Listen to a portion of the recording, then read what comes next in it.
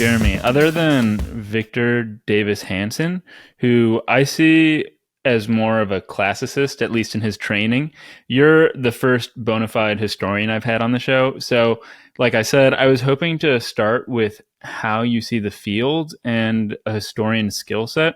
And within academia, I'm much more familiar with mathematicians and philosophers. So I see the mathematician's skill set as maybe abstract quantitative reasoning, which can be applied to geometry or number theory or algebra, and the philosophers as question seeking and maybe rigorous argumentation, whether they then work in ethics or metaphysics or something else.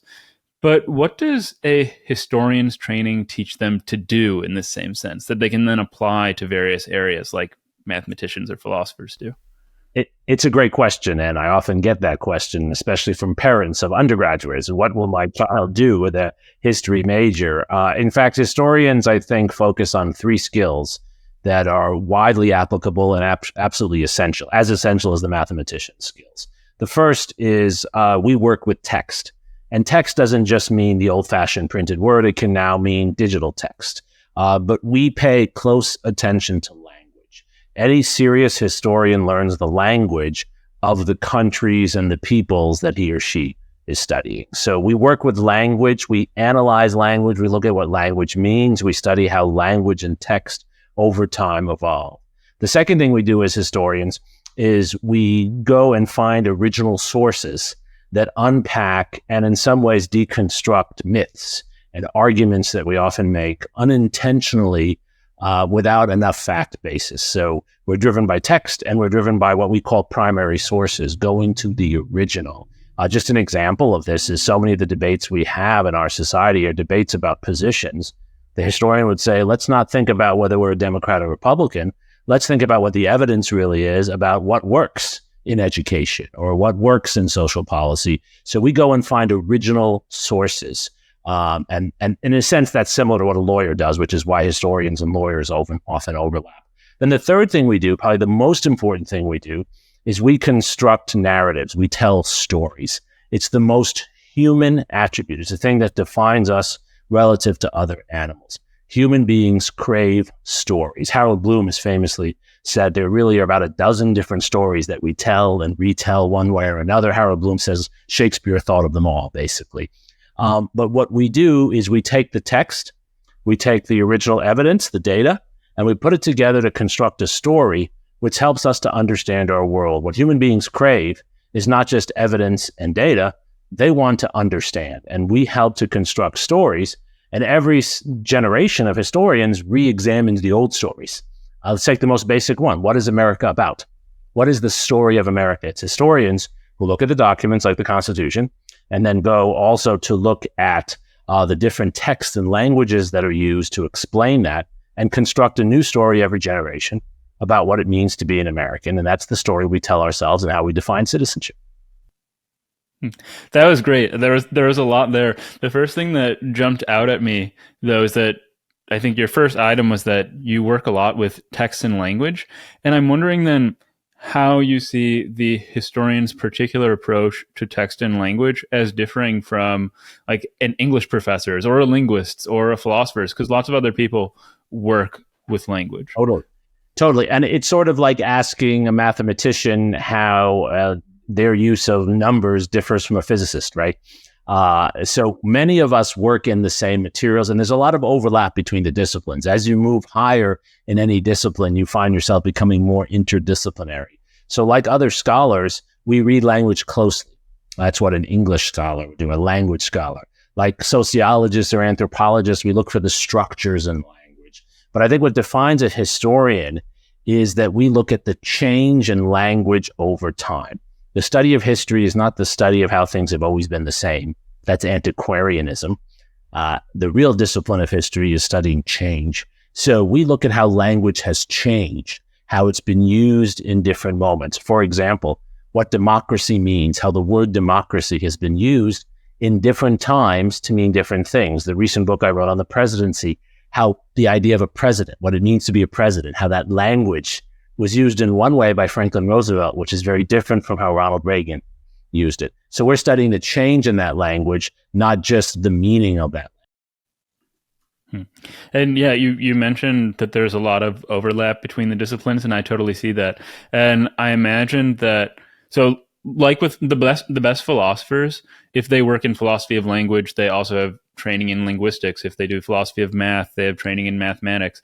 I'm guessing that the best historians also have a lot of skills in economics or sociology or anthropology. Is that your take as well? Absolutely. And I think, as in other disciplines, you can define the work of a historian by the other sister disciplines that that historian is using. Some historians are very deeply read in anthropology and sociology, as you said, and their work emphasizes culture, as you'd expect from those who study anthropology and sociology. Other historians perhaps are more embedded in law and political science, and so they might have more of a legal political science emphasis. So every serious historian goes into other disciplines, just as every serious mathematician goes into other disciplines. But each historian will collect different disciplines in a different way. And that's what makes our work different. That's what gives it different kinds of emphases, as you would see in other disciplines too. Hmm.